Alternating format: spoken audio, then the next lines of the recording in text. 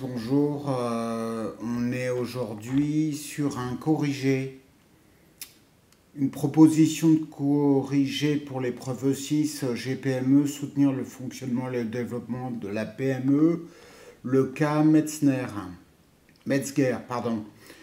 C'est pas un BTS difficile, c'est un BTS qui est représentatif. 3 questions: performance financière, système d'information, visibilité numérique, à savoir communication. Pourquoi on propose ce corrigé? Tout simplement parce que beaucoup d'étudiants sont notés sur 2 tiers de la note, perdent systématiquement 4 points et c'est un peu dommage. Parce que effectivement, être noté sur 14, pour une épreuve qui n'est pas si dure, alors que vous pourriez avoir 16, 17, comme certains ont sur les parties d'ailleurs système d'information et communication, c'est un peu dommage. Alors que la performance financière, on va le voir avec des indicateurs extrêmement simples, on peut avoir les points. Donc c'est l'objet de ce travail, sachant qu'on vous proposera, si ça vous convient, des fiches autour de la gestion. On va continuer, on va proposer la rentabilité, puis on va avancer sur le stable, le liquide, les KPI qui permettent de sauver les meubles. Voilà. Bon. À bientôt. On continue dans une petite seconde.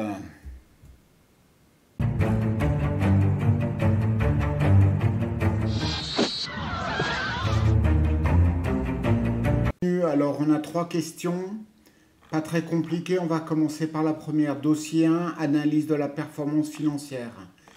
On accède aux annexes. OK. Alors, dossier 1, produire les informations financières permettant l'analyse de l'activité de la structure financière. Communiquer aux dirigeants les résultats de votre analyse et conclure quant à la situation financière de la SARL dans le cadre de la vente. On prend les annexes, je vais zoomer un petit peu, si je peux, eh bien je ne peux pas, c'est super. Donc, au niveau des annexes, qu'est-ce qu'on a? On a le chiffre d'affaires 2020-2021, 2020 791, 2021 729. Premier ressort, le chiffre d'affaires est en baisse. On le répétera plusieurs fois, on ne se fie pas à un seul indicateur. Le chiffre d'affaires, ça signifie, d'un certain point de vue, pas grand-chose. Enfin, il faut l'associer à d'autres indicateurs. Ensuite, on a le résultat d'exploitation. On passe de 18 000 en 2020 à 33 900 en 2021. Ça signifie quoi? Ça signifie que pour un chiffre d'affaires légèrement en baisse, on a un meilleur résultat d'exploitation, c'est-à-dire une meilleure allocation des ressources, exploitation des ressources, moins de frais intermédiaires, donc une meilleure gestion au sens strict de l'activité, ce qui est tout à fait bénéfique et c'est un très bon indicateur dans le cadre de la vente. On continue. Charges financières, résultats financiers identiques, résultats courants pareil, résultats exceptionnels, il n'y a rien. Total des charges, on est effectivement sur des charges qui sont un petit peu en baisse. Et les bénéfices, effectivement, on est sur des bénéfices en hausse, ce qui est tout à fait intéressant, sachant que la capacité d'autofinancement, elle est très légèrement en baisse, mais des prêts ont dû, voilà, elle est très légèrement en baisse, c'est pas un indicateur déterminant. On continue. Ici, on a les soldes intermédiaires de gestion. En 2019-2020, 778 contre 791. 2020, c'est bien meilleur. OK. La marge, elle est meilleure. La production de l'exercice, OK. La valeur ajoutée, 377 contre 373. Elle est en hausse en termes de pourcentage du CA, la valeur ajoutée, ce qui est excellent. Les résultats d'exploitation, eh bien, ils sont bien meilleurs de 2019 à 2020. puisqu'on passe de 2200 à 18300. Les résultats courants avant impôt, ok, ils sont bien inférieurs et on va voir ce qui se passe. On a les résultats nets comptables et là c'est étonnant, on a 15 000 en 2020, 2019 on a moins 17 000. Alors qu'est-ce qui s'est passé pour qu'en 2019 on ait moins 17 000 et en 2020 on ait 15 000? Tout simplement en 2019 on a des résultats exceptionnels, on a une charge exceptionnelle de 19 200, ce qui explique des résultats négatifs auxquels donc on ne doit pas prêter trop de crédit en 2019. Donc là encore, la tendance est plutôt bonne. On passe sur le bilan fonctionnel. Alors on regarde tout de suite les actifs. Actifs circulants, passifs circulants. On a à peu près une équivalence puisqu'on est 60 000, 55 000 et surtout on a les actifs de trésorerie très importants. C'est-à-dire que la SARL Metzger peut faire face aux dépenses immédiates, que ce soit des dettes fournisseurs immédiates, que ce soit des charges, des dettes fiscales, etc. Il n'y a aucun problème à cet égard. Au niveau du stable, emploi stable 425 000, ressources stables 559. Donc à long terme, il n'y a aucun problème. On précise quand même, puisque certains ont fait l'erreur, que la somme, les ressources stables dans le passif, ça ne constitue pas l'endettement. Les capitaux propres, au sens strict, c'est du passif parce que ça n'appartient pas, ça appartient aux actionnaires.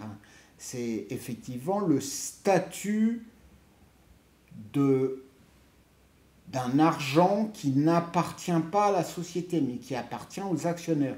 Néanmoins, des capitaux propres importants, c'est effectivement aussi une garantie de pouvoir faire face à des dépenses moyen, long terme. Donc c'est positif. On avait tous les éléments là, puisque c'était précisé.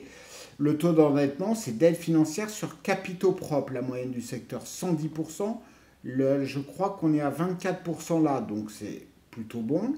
Donc vous voyez que c'est des résultats qui sont intéressants, qui sont bons. Ce qu'on propose dans notre petit corrigé, c'est le chiffre d'affaires, le résultat d'exploitation, le résultat net, et de communiquer effectivement la résilience, communiquer aux dirigeants les résultats de votre analyse. Je tiens ce corrigé à votre disposition, chatbts3.0@gmail.com. Petit abonnement, petit commentaire, petit mail, et vous l'avez. On continue. Deuxième question, pas de difficulté sur les workflows. Vous êtes bon, c'est pas très compliqué. On a effectivement un certain nombre de tâches qui sont peu centralisées et qui, au fond, soit sont redondantes, soit pourraient être largement simplifiées. C'est la raison pour laquelle on a dans ce diagramme et dans l'entretien avec Christine Metzger le fait qu'on a un défaut de sécurisation, un défaut de stockage et qu'effectivement on ne peut pas stocker et on a du mal à suivre. Donc on a un défaut de stockage, un défaut de suivi en ligne et un défaut dans le workflow au niveau, par exemple, du suivi de la facturation dans le processus même de édition de la facture, suivi, etc. C'est des problématiques sécurité, stockage, rationalisation des tâches qui sont systématiques dans ce type d'exercice. Effectivement, la réponse, ça va être de regarder du côté de la proposition d'EBP. Et la proposition d'EBP, là, elle va nous intéresser puisqu'on va avoir effectivement un meilleur suivi, des tableaux de bord et un suivi de chantier, planning, et on va avoir un autre élément qui est important, bah, c'est la version en ligne, bien sûr, qui permet de suivre ça sur les chantiers, ce qui s'impose. Donc, nous, ce qu'on propose, Excel, dépendance manuelle, effectivement. La gestion de documents et l'archivage local limite l'accès et fragilise en exposant la société à un risque de perte de données. Donc l'amélioration, ça va être gestion centralisée des devis, facturation, suivi en temps réel, donc une efficacité opérationnelle qui va être décisive. Enfin, EBP, gestion bâtiment en ligne, est largement recommandée parce que c'est adapté au secteur. Il y a des fonctionnalités complètes de gestion. Ça facilite l'accès et le partage en temps réel au bureau et en déplacement. Meilleure efficacité, réduire les erreurs manuelles et puis meilleure communication avec les clients. Donc c'est un investissement qui renforcera la compétitivité effectivement de l'entreprise. Ensuite, on va avoir la question, et là je vais aller vite, sur la communication. Sur la communication, il n'y a pas de grandes difficultés.